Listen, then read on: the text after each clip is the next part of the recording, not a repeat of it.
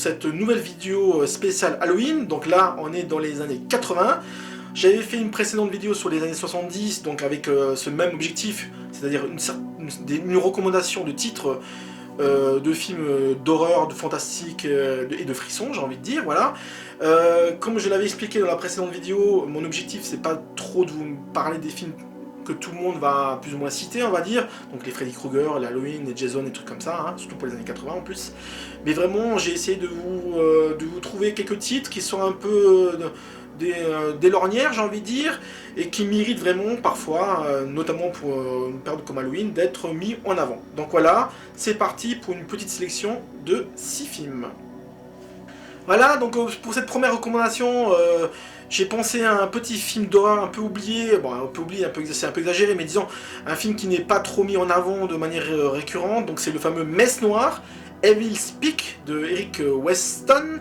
Donc voilà, donc on a souvent considéré ce film comme une version masculine du Carré au bal du diable, ce qui n'est pas totalement faux, c'est à peu près le même schéma narratif, j'ai envie de dire. Donc à savoir, donc, un jeune garçon arrive dans une école militaire, et là, parce qu'il est un peu différent, parce qu'il est un peu boudiné, on va dire, il se retrouve très rapidement, on va dire, dans la liste noire des jeunes recrues à molester, se moquer et humilier, quoi, donc voilà. Il se trouve que par hasard, ce jeune soldat, ce jeune garçon, joué avec une grande conviction par Clint Howard, va découvrir dans les caves de l'école militaire une sorte d'ancien ordinateur, et là il va rentrer en contact avec le diable. Voilà, je vais pas aller plus loin dans le pitch de départ, puisque c'est montré assez rapidement, mais voilà, donc c'est un film incroyable, étonnant dans son ambiance. Et bien sûr, les séquences choc, on est dans les années 80, là on a passé un peu la vitesse supérieure, je veux dire en termes de visibilité et d'horreur. Il y a des tas de films qui sont passés un peu avant, et donc le final est également extrêmement puissant.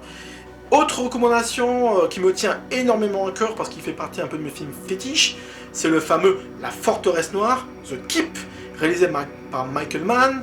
Donc voilà, c'est un film, comme vous avez pu entendre, extrêmement difficile à voir, en tout cas dans de bonnes conditions, hein. D'ailleurs, je crois que Filmo TV l'a programmé pour la période d'Halloween, donc c'est l'occasion pour vous de le découvrir, et je vous invite vraiment à le faire.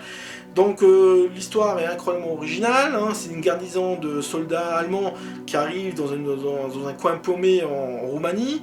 Là, dans ce village un peu maudit et un peu perdu durant les siècles, il y a une sorte de pyramide noire extrêmement incroyable, extrêmement impressionnant.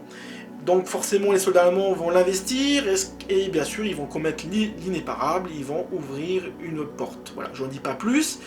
Une porte où il se cache quelque chose, donc voilà. C'est un film, bon tout le monde le sait, hein, c'est un film maudit qui a eu énormément de difficultés en termes de tournage et de fabrication.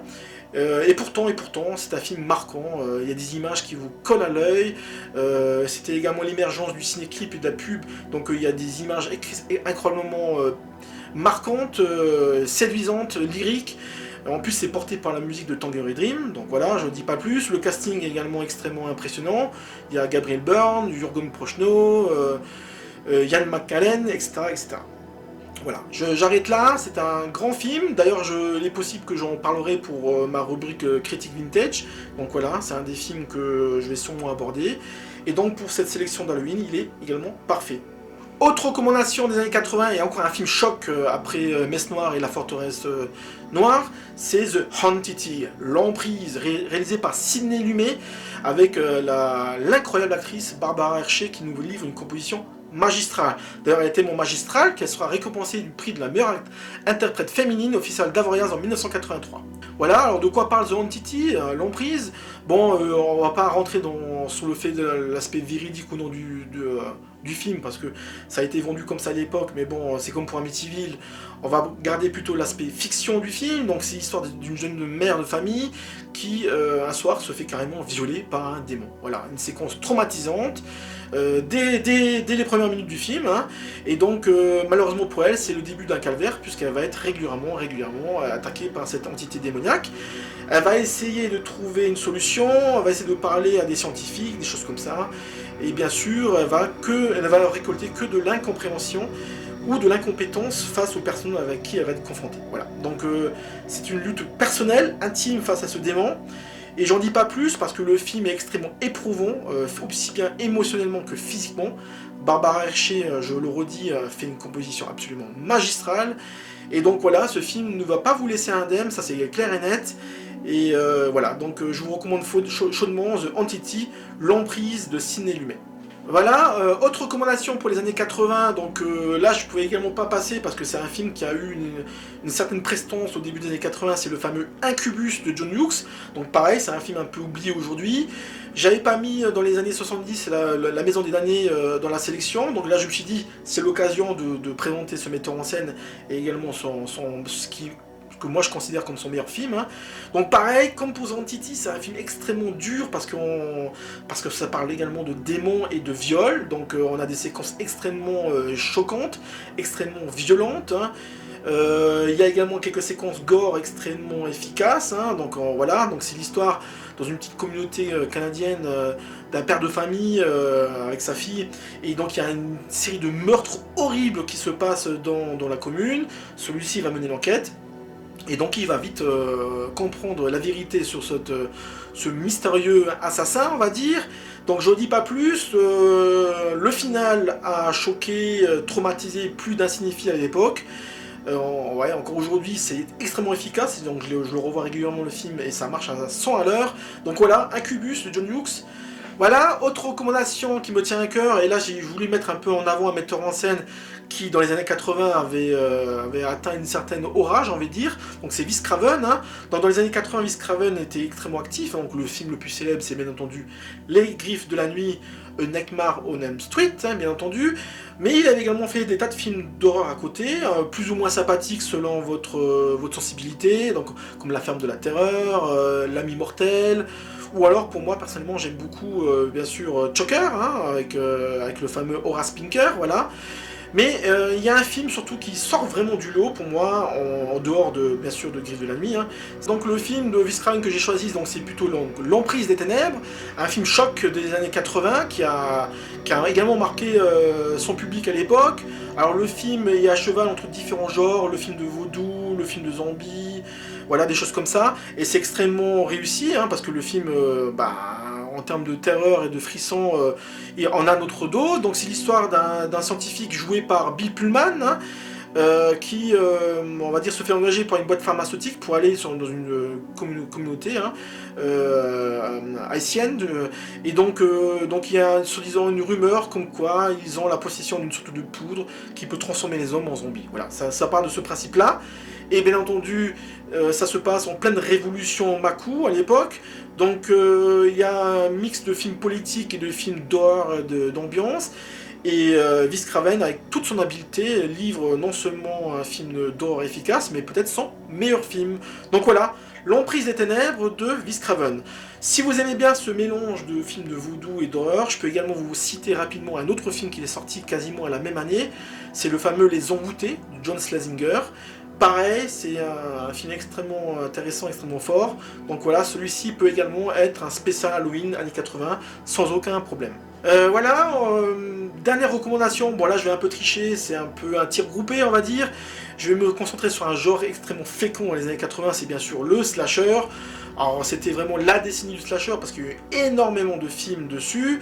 Donc voilà, mais je vais éviter de citer les films les plus représentatifs. J'ai sélectionné 3 titres qui sont extrêmement impactants et qui moi je trouve fonctionnent plutôt bien pour Halloween. Donc c'est tout d'abord Massacre dans le train fantôme de Tobe Hooper, hein, où un groupe d'amis lors d'une soirée vont dans une fête foraine, dans ce fameux train fantôme, et bien sûr tout va déraper, hein, donc un tueur mystérieux, masqué, on sait pas trop, donc voilà, je reste un peu dans le flou.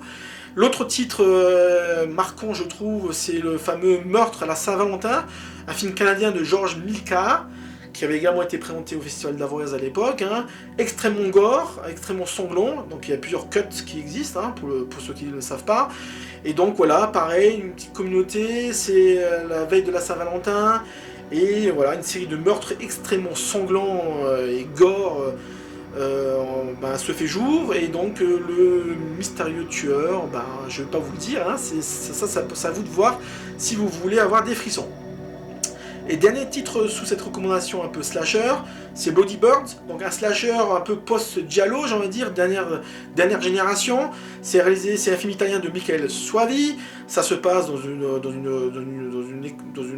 un théâtre tout simplement. Une troupe de théâtre fait des répétitions pour un spectacle. Au même moment, il y a un homme qui s'enfuit d'un asile de fous. Et bien sûr, où il va? Il va dans cette fameuse troupe de théâtre, et il va les zigouiller un par un, masqué avec une tête de hibou. Voilà, donc c'est l'image marquante du film. Le film avait marqué son époque, puisqu'il a également eu le prix de la peur au Festival d'Avoriaz en 87. Et donc voilà, Bloody Birds de Michael Soavi. Voilà, on a fait le tour pour les années 80. Bon, également, c'est un gros crève-cœur parce qu'il y a énormément de films qui peuvent rentrer dans cette catégorie. Voilà, je peux citer quelques titres vite fait pour vous faire plaisir. Il y avait La Foire des Ténèbres, par exemple, de Jack Clayton. Il y avait Prison de Rooney Harlin. Il y avait, par exemple, Cujo de Louis Tegg, par exemple, donc c'était un Stephen King. Il y avait également, par exemple, Cimetière de Marie Lambert. Voilà, donc il y a eu beaucoup de films de terreur. Et donc voilà, donc j'ai préféré centrer sur des films un peu moins exposés. Voilà, donc voilà. Sur ce, à la prochaine vidéo pour les années 90. Si vous avez aimé ma vidéo, likez-la. Si vous ne l'aimez pas, délikez-la. Inondez-moi de vos commentaires les plus subversifs. Abonnez-vous si vous voulez bien. Et sur ce, on se retrouve pour la prochaine vidéo.